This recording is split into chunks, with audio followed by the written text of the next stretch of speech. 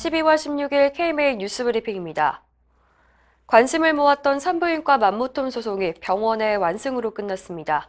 서울중앙지방법원은 13일 S보험사가 N병원을 상대로 낸 부당이득금 반환 청구 소송을 각하했습니다. S보험사는 지난 6월 만무톰 시술 96건 등을 문제 삼아서 총 1억 4천만 원을 반환하라며 병원을 상대로 소송을 냈는데요.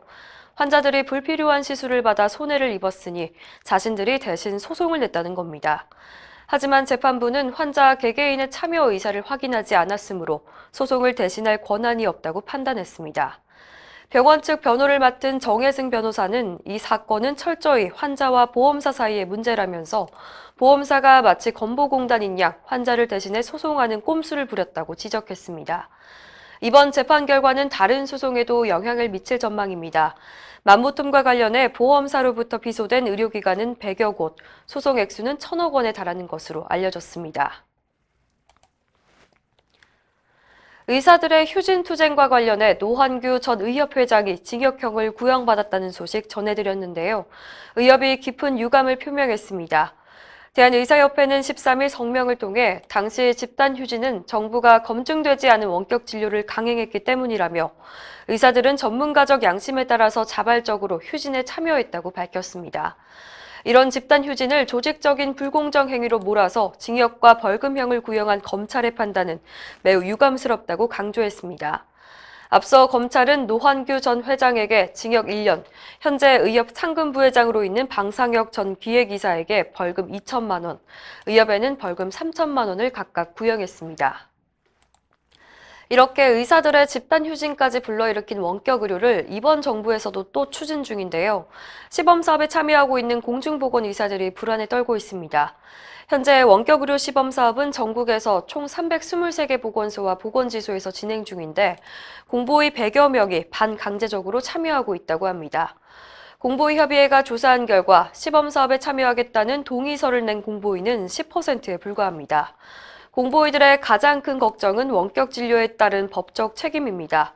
현행 의료법에 따르면 원격지 의사, 즉 공보의에게 모든 책임이 부과되기 때문인데요.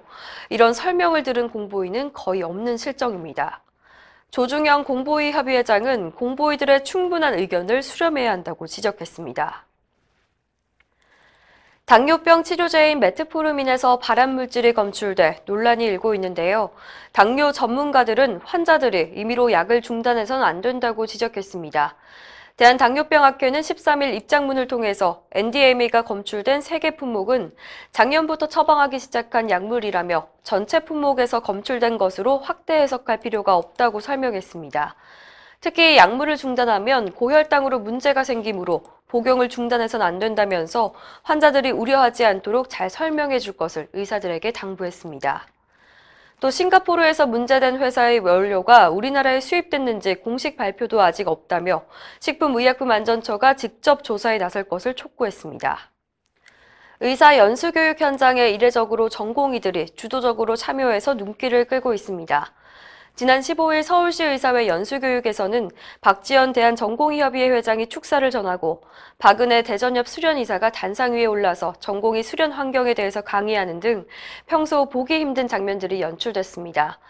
그 배경에는 의사들의 평생 교육을 책임지는 연수교육 과정에서 미래를 책임질 전공의들도 당당히 목소리를 낼 수 있어야 한다는 서울시 의사회의 철학이 깔려 있었는데요.